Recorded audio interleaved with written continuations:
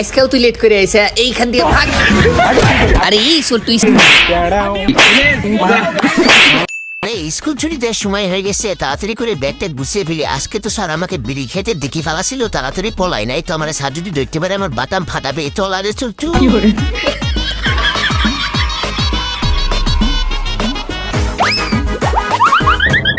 দূর ওই স্কুল বন্ধ করতে আজকে লেট হয়ে গেল। সোল্টু তো আমার আগে পলাইছে, ওকে তো আজকে ধরাই লাগবে।